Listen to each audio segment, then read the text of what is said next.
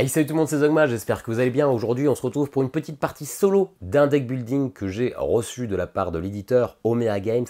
Il s'agit d'Eternicium. C'est la même maison d'édition que Valrock dont on a parlé il n'y a pas longtemps. C'est le même auteur, Thomas Kerlier. Ce n'est pas le même illustrateur, Baptiste Pérez. Un petit jeu de deck building avec un petit côté casse-tête où on va essayer d'explorer différentes époques pour trouver la gemme d'éternité. On se retrouve tout de suite pour la partie et en fin de vidéo, mon avis sur le jeu. Bon visionnage. Allez, c'est parti pour Eternicium. Qui dit deck building dit carte slivée et donc dit reflet un peu dégueulasse. Tant pis, le but d'Eternicium va être de trouver l'Eternicium, la gemme qui promet la vie éternelle, et ce en 8 tours, parce que la partie se déroulera en 8 tours. Et d'ailleurs, le timer, ce sont ces portails. On en a 4 types, mais chacun en 2 exemplaires. Donc quand on prend le dernier portail, eh bien c'est la fin du tour. Le but va être, pour trouver cette gemme, de traverser toutes ces époques qui sont ici. On commence avec une zone époque avec 10 époques. La première est révélée. Je commence avec un deck de départ qui est pareil pour tout le monde, avec un portail de chaque, vous voyez, carré, triangle, losange et rond, et une petite technologie de base. Et d'ailleurs, je commence tout de suite avec une technologie de base parmi celles présentes. Je vous l'expliquerai en cours de partie, mais je vais prendre celle-ci. Et je remplis toujours, il faut toujours qu'il y ait la totalité de rempli, avec à chaque fois des exemplaires différents de technologies. On a donc ici les technologies de base et les technologies avancées, et ici des cartes époques, mais on y reviendra très prochainement. On a ici le deck de l'automa qui va nous mettre des bâtons dans les roues. Il est composé, je crois, de 9 cartes. Quand il est vide, on ne le remélange pas. Donc on va pouvoir commencer la partie avec donc les 6 cartes, les 5 de départ plus la technologie qu'on a avancée. On mélange et on va jouer avec 5 de ces cartes.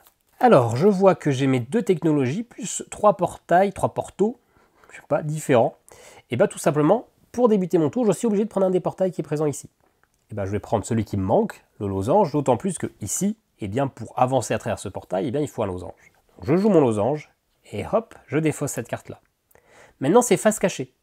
Comment je fais pour révéler ça? Ça tombe bien, j'ai un druide dans mon deck de départ, et je vois qu'il y en a un ici d'ailleurs. Quand je le joue, ça permet de retourner la première carte époque de ma pioche. C'est un carré, donc très bien, je peux jouer une carte carré de ma main, même s'il y a un gros reflet, vous voyez quand même que c'est un carré, pour avancer. Là, maintenant, je suis un peu coincé. J'ai pas de moyen de révéler cette carte-là. Je pourrais jouer au pif. Je pourrais miser sur c'est un triangle. Dans ce cas-là, je joue mon triangle et je retourne. Si c'est bon, je continue. Si c'est pas bon, je remélange la pioche. Et au prochain tour, j'aurai que 4 cartes en main au lieu de 5. Donc c'est risqué. Donc je vais jouer tout simplement ce portefeuille digital. Ce portefeuille digital, il va me rapporter un coût de -1. Ça me coûtera moins cher de récupérer une carte. Parce que là maintenant, quand j'ai terminé mon tour, je peux acheter une de ces compétences-là. Pour acheter une de ces technologies-là de base, ou la première de la pioche, je la mets au-dessus de mon deck et je dois rajouter une carte époque au-dessus de ma pioche. Je recule pour mieux sauter. Ça sera un paquet qui va se rallonger à chaque fois que je vais acheter une technologie, mais en même temps je sais quelle est cette carte, donc je vais pouvoir un petit peu l'anticiper. Si c'est une technologie avancée, c'est 2 cartes portail, en l'occurrence rond et rond. Mais là, avec ce portefeuille digital, j'ai une réduction de 1, c'est-à-dire que si je prends une technologie de base, ça me rapporte 0 portail. Et ici, avancé, ça me coûtera que 1 portail. Enfin, qu'une carte époque, pardon. Donc je vous explique un peu, ça c'est pour révéler la carte, intéressant. Ça c'est un double portail, ça fait à la fois losange et triangle. Donc si je joue en pariant, finalement j'ai une chance sur 2 que ça passe. Sinon c'est une carte un peu de joker, un peu passe-partout. Ça c'est une carte qui est un analyseur de données. Je défausse de ma main ou je supprime de la partie autant de cartes que je veux de ma main et je repioche autant. Ça permet d'épurer le deck ou aussi d'aller chercher les cartes qui nous intéressent. Pour les technologies avancées, ça c'est le portail 100%, ça marche à tous les coups. Ça c'est le laboratoire, quand je le joue, je peux récupérer une autre carte technologie gratuitement. Attention, il y aura une petite contrepartie, l'automa va jouer directement. Et ici c'est le gigadroïde, ça permet de révéler les 3 prochaines cartes de la pioche. Et écoutez, comme j'ai un coût réduit, je vais prendre plutôt le laboratoire, que j'aime beaucoup, que je vais mettre donc au-dessus de ma pioche. Et je vais rajouter ce portail-là, de toute façon, un rond ou un rond, ça sera toujours un rond. Dès qu'on prend des cartes, on remplit automatiquement un nouveau laboratoire et un autre portail. Voilà, c'est à l'automa de jouer, on révèle la première carte de son paquet. C'est un blaster temporel. Quand il y a un blaster temporel, il prend la première carte de ma pioche et il remet par celle qui est face cachée. Donc, je ne sais pas du tout quels sont les différents portails que je vais devoir affronter. Et ça, c'est un peu chiant. Parce que du coup, j'ai rajouté une carte sur ma pioche que je ne vais pas pouvoir défausser facilement. Allez, prochain tour, je repioche 5 cartes, la pioche est vide, donc je mélange comme dans tout deck building. On s'appelle 5 cartes. J'ai donc 2 losanges, un rond, mon coût réduit encore et mon laboratoire. Pas mal. Je dois prendre une des cartes. Et ben, je vais prendre une carte que je ne possède pas encore. Je vais plutôt prendre un carré. Voilà. Je vais déjà jouer mon portefeuille digital. Comme ça, je pourrais prendre une technologie moins chère. Je vais jouer mon laboratoire. Mon laboratoire, je peux prendre n'importe quelle technologie. Et bien écoutez, je vais prendre ici le passe-partout ultime. C'est gratuit, donc je ne rajoute pas de cartes sur ma pioche. Par contre, comme c'est un petit peu trop pété, et ben l'automa va jouer une carte directement. C'est un blaster, du coup il me défausse cette première carte que je ne connaissais de toute façon pas. C'était un losange pour m'en remettre une autre. On aurait pu même ne pas le faire, parce que de toute façon on n'avait aucune idée de la teneur de cette carte. La fin de mon tour, et ben non, je vais quand même jouer du coup maintenant. Je vais jouer ce passe-partout universel, hop. Donc je suis sûr à 100% que je passe cette zone-là. Par contre, maintenant c'est du pari, et je ne vais pas prendre le pari. Je finis mon tour, et j'ai le droit de reprendre une carte. On se rappelle que j'ai joué le portefeuille digital, donc j'ai cette petite réduction. Petite réduction, et bien écoutez, on va aller prendre le droïde qui permet de révéler facilement les cartes époque, sans du coup prendre de malus, puisque j'avais joué mon portefeuille. À l'automa, il va jouer la distorsion. Je crois que c'est ça, la bombe temporelle. La bombe temporelle, ça fait que je retourne les 3 premières cartes. Bon, en l'occurrence, elles étaient déjà retournées et je remélange. Ce qui, encore une fois, ne change rien parce que je ne connaissais pas ce qu'il y avait dans ce deck. Hop, mais on le fait quand même. Voilà, nouveau tour, je pioche 5. Alors d'ailleurs, je pioche 5 avant que l'automa joue sa carte. Hein, parce que ça peut avoir un impact, surtout s'il y a les robots chapardeurs. Là, en l'occurrence, il n'y a pas du coup de misplay. Je reprends 5 cartes en main. J'ai mes 2 robots qui permettent de révéler. J'ai 2 carrés et j'ai un triangle. Donc, on va essayer de prendre une carte rond, histoire d'avoir un peu plus de possibilités. Je joue donc un droïde. Je vais révéler. Il ne faut juste pas que ça soit un losange. C'est un rond. Et bien écoutez, je joue mon rond pour défausser la portail. Je vais jouer mon autre robot. Hop, espérons que ça soit encore une fois pas un losange. Et bien si c'est un losange, je ne peux pas le passer. Donc je finis mon tour. Et cette fois-ci, si je prends une carte, c'est du 100%. Hein. Je n'ai pas mon robot, mon portefeuille digital, donc je n'aurai pas la réduction. Là, on a ici, ça c'est pas mal, le smartphone, ça permet d'aller piocher 2 cartes. Ça permet d'aller explorer un peu plus notre deck. Et comme j'ai pas mal de robots qui révèlent des cartes et que j'ai également mon passe-partout universel, je vais plutôt aller prendre ça pour faire tourner plus rapidement le deck. Donc je remplis, et du coup je suis obligé de prendre un portail. Est-ce que je prends un triangle? Bah oui, je vais prendre le triangle parce que regardez, il y en a encore 2 là, donc ça sera assez facile d'aller le chercher au prochain tour. Voilà, je repioche 5 cartes. Et maintenant, c'est l'automa qui révèle. Il révèle l'horloge quantique. Et bah tout simplement, on rajoute une carte face cachée sur mon époque. Ok, alors, j'ai le passe-partout universel, le truc pour piocher, du rond, du rectangle et mon laboratoire. Je vais aller chercher la carte triangle, parce que j'en avais pas. On va attendre un peu avec le laboratoire, on va jouer le passe-partout universel. Hop, ça passe, c'était un carré. Je vais jouer un triangle pour passer à travers cette époque triangle. Je vais jouer un losange pour passer à travers cette époque losange. Et là, je ne sais plus.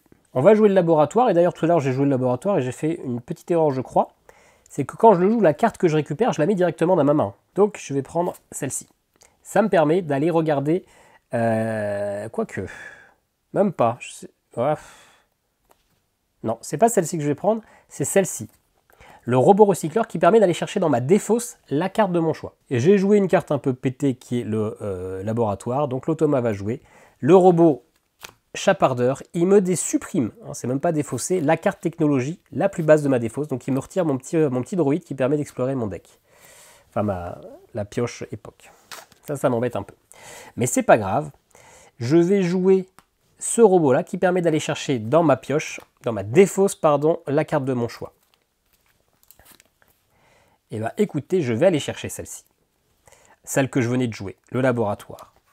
Ce qui me permet maintenant de rejouer le laboratoire, de reprendre la carte en main que je souhaite. Eh bien je vais prendre le méga portail. Est-ce qu'il a un petit nom propre? D'ailleurs il s'enchaîne. Le portail ultime. J'ai joué une carte un peu trop pétée, et bien c'est l'automa qui rajoute. Eh bien il remélange les cartes en mettant les 3 premières faces cachées et c'est reparti. Mais ça ne me dérange pas parce que j'en avais aucune de révélée. C'est super embêtant quand il nous fait ça, quand on a déjà une idée des cartes qui nous arrivent. Mais là, du coup, c'est pour ça que j'en ai profité pour claquer. Parce que comme je vous l'ai dit, là, dès que son deck là il est vide, il nous embêtera plus.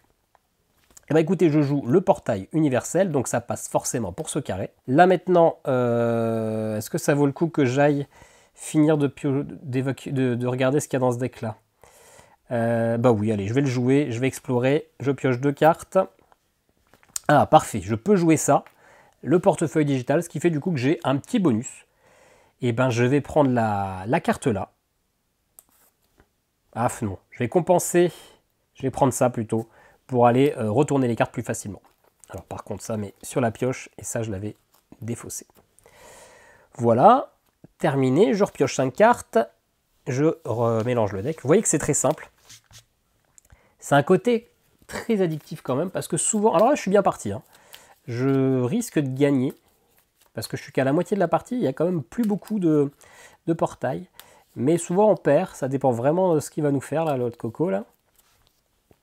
Et en plus, si jamais, il y a 10 missions qui vont nous donner des petites consignes de départ, comme vous avez une carte en main, ou vous n'aurez pas, le droïde, ou pour passer telle technologie, ça va être plus dur.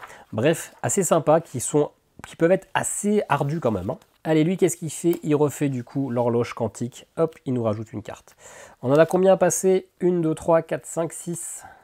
6. Ouais, 6 sur 10. Ok, j'ai de quoi révéler, j'ai du triangle, du carré, du triangle, il me manque un losange, bah, je vais prendre un losange. Je ne ferai pas grand chose ce tour-ci, ceci dit. Je révèle un carré que je vais direct défausser parce que j'ai du carré. Et malheureusement, c'est trop risqué de tenter, donc je finis mon tour. Et alors, nouvelle technologie, ça me permet de passer la prochaine carte époque en défaussant 2 cartes de ma main. Donc c'est plutôt cool. Mais écoutez, je vais prendre cette carte-là. Et je mets ces 2 portails ronds au-dessus.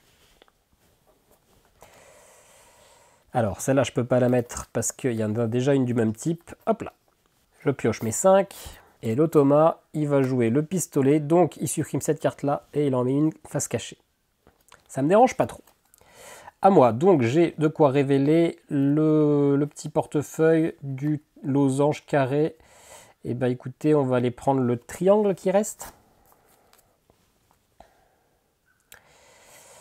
Alors, là, soit je révèle déjà, et après je vois ce que j'en fais. Mais écoutez, non, je vais tout de suite utiliser mon portail ultime, comme ça je suis sûr que ça passe. Hop, parfait. Là, il faut un rond, et comme par hasard, j'ai pas le rond. Alors, si j'avais été malin, je me serais rappelé ce que c'était, hein. Et j'aurais peut-être... Ouais, de toute façon, j'avais pas le choix, hein. Non, j'aurais pu révéler ça. Oui, alors ça aurait été plus malin que j'utilise mon robot pour révéler. Alors ceci dit, je vais quand même jouer le droïde, hein. Ça permet de retourner la prochaine carte époque face cachée. Donc c'est celle-là. Je sais déjà qu'il y aura un carré en dessous. Par contre, ceux-là, je peux pas les jouer. Je vais jouer le portefeuille pour avoir la petite réduction, et hop. Mais du coup, je suis pas mal. Maintenant, je suis dans la merde parce qu'il me reste plus que 2 tours pour passer autant de cartes, hein. J'ai une petite réduction, je vais pas me rajouter plus de cartes époque. Je vais prendre celle-ci, double époque, ça me permet d'avoir une chance sur 2 de passer un portail. Aïe, c'est chaud finalement, c'est chaud. Allez, je pioche 1, 2, 3, 4 et 5. Et l'automa, c'est sa dernière carte, il ne jouera plus après. Il me supprime la dernière carte technologie de mon deck. Tous mes petits droïdes qui permettent de révéler. Mais voilà, maintenant je peux jouer mes trucs un peu pétés, il m'embêtera plus. D'ailleurs, c'est à moi. Ok, j'ai du rond, je sais plus ce qu'il y a en dessous. On va prendre plutôt le carré. Ok, allez, bah je joue du rond pour avancer là. C'est un carré, bah j'ai bien fait de prendre un carré. Ici, on va prendre la carte portail ultime pour avancer. Je vais jouer mon robot défausseur pour aller, recycleur pardon, pour aller récupérer cette carte-là. Du coup, je rejoue ce portail ultime, hop. Et là, du coup, maintenant, il me reste plus que 2 cartes. Celle-ci, si ça passe, c'est une chance sur 2. Je vais quand même la jouer. Pourquoi? Parce qu'au pire, ces cartes-là sont remélangées. Au prochain tour, j'ai que 4 cartes. Mais ça me semble plutôt OK comme manœuvre. Donc je joue ça, triangle et losange. Sur un triangle ou un losange, ça passe. C'était un rond, pas de bol. Donc déjà, mon tour s'arrête immédiatement. Je remélange tout ça. Et du coup, je n'aurai plus que 4 cartes en main. Bon, je peux quand même recruter une carte. Je vais prendre cette carte-là qui me permettra d'aller piocher des cartes. Quoique ça me permet d'en défausser 2. Sans piocher 2, ça c'est peut-être mieux, hein. Ça me permet de passer un des 2 portails. Non, je vais prendre le truc qui permet d'aller piocher des cartes, et du coup je rajoute un losange ou un triangle. Alors je suis pas obligé, hein, j'aurais pu passer, d'ailleurs c'est peut-être plus intelligent que je passe. Non, piocher c'est cool, allez on va prendre un triangle. Donc ça se remplit. Ça se remplit. Je reprends 5 cartes. Je remélange ma défausse. Voilà, le deck Automa est vide, on ne le remélange pas, donc c'est free loot. Ok, j'ai 2 cartes pour piocher. Alors les smartphones, on pourra en utiliser que 3, parce que des fois au début de partie, le deck est rapide, donc on va recycler, c'est que 3 par tour. Hein. Bon ok, j'ai gagné. Déjà je prends ça, c'est cool. Là, eh ben, on va se la jouer beau jeu, on va faire ça pour piocher 2 cartes. On va refaire un smartphone pour piocher 2 cartes, on va vraiment exploser le jeu. Je joue donc un triangle pour passer ce triangle. Et là, du coup, ben, tout simplement, j'utilise mon portail universel pour passer ça. Et j'utilise mon autre portail universel ou ultime pour passer ça. Et du coup, ça y est, j'ai trouvé l'Éternicium, la gemme de vie éternelle. Alors là, pour le coup, j'étais bien, hein, parce que j'aurais pu aussi récupérer un autre laboratoire. En plus, l'Automa ne rajoutait plus de cartes parce qu'il s'était terminé pour aller reprendre un autre portail. Donc j'étais franchement large. Cette partie, je lui ai roulé dessus. Voilà, vous avez une partie normale, sans l'émission. Je vous invite, quand vous avez compris comment le jeu fonctionnait, ça devient un peu plus simple, à tester les missions. Et là, vous allez quand même vous casser les dents sur pas mal de missions. On se retrouve tout de suite pour mon avis sur le jeu. Bon, et ben voilà pour cette petite partie d'Éternicium. Je vous remontre un petit peu la boîte, mais très vite, parce que ça ne sert pas à grand chose. Le mieux, c'est de voir le jeu. Vous savez déjà maintenant si le jeu peut vous plaire ou pas. C'est un jeu de deck building finalement assez original, parce qu'on va améliorer notre deck, mais ça va surtout être une course. La course à traverser toutes ces époques. Ce qui est rigolo, c'est le fait de devoir rajouter des époques supplémentaires pour finalement s'enquiquiner, mais parce qu'on a deck buildé, donc on a amélioré notre deck. Et là, il y a une petite réflexion de quelle carte époque je rajoute, parce que le but, c'est de pas trop m'enquiquiner, de rajouter des cartes époque, mais je sais pertinemment que je vais pouvoir les passer parce que j'ai deck buildé de telle manière qu'il me reste tel portail à récupérer. Donc finalement, je vais vraiment vous embêter, mais pas trop. Vous savez que vous allez pouvoir accélérer un peu plus dans votre portail. Je pense et je m'avance, mais je suis assez convaincu que c'est un jeu meilleur en solo qu'en multijoueur. Pour plusieurs raisons. En multijoueur, ça va toujours être une course, mais en fonction de la manière dont vous jouez vos adversaires, et ben les cartes de l'Automa que je vous ai montré, ces cartes-là, normalement, sont dans le pool d'achat. Et donc, vous n'êtes pas obligé d'acheter ces cartes coquilles. Donc, si ça se trouve, vous allez pouvoir faire des parties avec d'autres personnes sans faire en sorte que les autres mélangent leur deck. Ça serait un petit peu dommage de passer sans, parce que ça vous permet de les prendre de vitesse, mais vous n'êtes pas obligé. Et je pense qu'une partie sans ces cartes-là, et ben je pense que ça peut être un petit peu frustrant, un petit peu chiant, on s'emmerde un petit peu. Il faut cette coquinerie.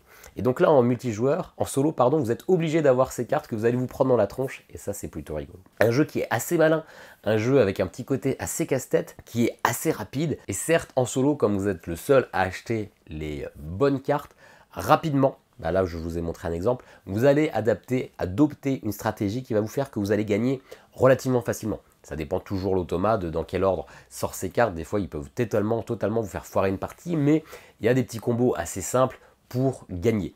Mais le mode solo va vous proposer 10 missions que je ne vous ai pas montrées, qui vont vous donner des mises en place différentes, impossibilité, incapacité d'acheter des cartes de technologie avancée, ou alors vous n'avez que 4 cartes en main au début de votre tour, ou alors pour quand vous prenez des cartes que vous deck buildez, vous prenez 2 fois plus de portail. Il y a 10 missions différentes de niveaux de difficulté variés qui vont vraiment vous donner des sensations différentes, qui vont vous donner du fil à retordre et qui peuvent vous permettre du coup d'avoir une belle rejouabilité et des sensations différentes. Et ça, franchement, c'est top. Un jeu qui m'a vraiment beaucoup plu. Au départ, c'était un deck building, donc j'avais envie d'y aller, mais j'avais l'impression que c'était limité et que justement rapidement on aurait fait le tour. Et ces 10 missions, franchement, c'est pas de la tarte. Et ça va vous donner cette rejouabilité et cette envie de forcer et de réussir. Il y a un défaut principal que je trouve à ce jeu, c'est la qualité des cartes. La qualité des cartes n'est pas folle. En plus, c'est un deck building, on va devoir souvent le mélanger, donc clairement, il vaut sliver. Si vous slivez les cartes, eh bien ça ne rentre plus dans la boîte. Il va falloir découper l'insert. Alors j'ai réussi à le faire. Hein. Vous voyez, je l'ai découpé. J'ai même gardé les morceaux découpés pour se mettre sur les cartes que j'ai slivées, histoire d'éviter qu'elles tombent. Donc ça marche plutôt bien. Les cartes là que j'ai pas slivées sont des cartes que finalement je n'utiliserai pas parce que je joue tout seul. Donc il va falloir faire un petit peu de découpe, mais je pense que c'est vraiment obligatoire de sliver son jeu parce que les cartes sont pas d'une qualité folle. Après, on s'en doute, c'est un petit éditeur, le jeu n'est pas cher, donc c'est coûteux de produire du matériel, et donc forcément, souvent, la qualité est un peu moins bonne. Mais il faut se le dire, slivé. Il y a déjà eu j'avais même eu des cartes qui étaient déjà un petit peu blanchies avant même de les avoir utilisées. Et mis à part ça, eh ben, j'ai pas vraiment d'autres défauts. J'ai vu sur la chaîne de First Player qui trouvait que les règles étaient un peu mal écrites, qu'il y avait des problèmes d'iconographie, des mots qui voulaient dire 2 fois la même chose. Et ben je sais pas, moi j'ai dû passer à côté parce que les règles m'ont semblé ultra limpides, j'ai pas eu du tout de problème là-dessus. Mais peut-être que j'ai lu un petit peu en diagonale parce que je savais déjà un petit peu comment fonctionnait le jeu parce que je l'avais vu tourner. Mais en tout cas, rien d'incompréhensible, ça marche très bien. Voilà, donc sliver le jeu pour qu'il puisse durer dans le temps. Mais sinon, un bon deck building qui associe une petite mécanique, un petit peu de casse-tête pour savoir comment faire pour optimiser et réussir à passer. Et puis surtout, 10 missions qui vous permet pas mal de rejouabilité. Franchement, je m'y attendais à pas grand chose. Les parties sont rapides, c'est une dizaine de minutes et on enchaîne avec grand plaisir. Alors s'il y a un autre défaut, c'est les illustrations. Même si elles sont jolies, on est censé avoir un voyage à travers le temps et à travers les époques. Et j'ai pas vraiment l'impression que les époques sont vraiment... Bah, ok, on voit une pyramide, mais la pyramide fait très futuriste. On voit une ville dans le ciel. À un moment, on a un château, ok. J'ai pas vraiment l'impression de voyager à travers les époques. J'ai plutôt l'impression d'être peut-être déjà dans le futur et de voyager à travers des mondes parallèles qui sont à peu près tous au même moment de la civilisation. Ça manque peut-être de ce petit côté thématique, mais c'est vraiment une broutille. Une belle surprise pour moi que ce Eternicium. Voilà, j'espère que ça vous aura plu. N'hésitez pas à me dire en commentaire ce que vous en avez pensé, si vous avez envie d'y jouer. N'hésitez pas, il y a des petits liens affiliés si jamais. Puis nous, on se dit à très bientôt pour une nouvelle vidéo. Ciao, ciao.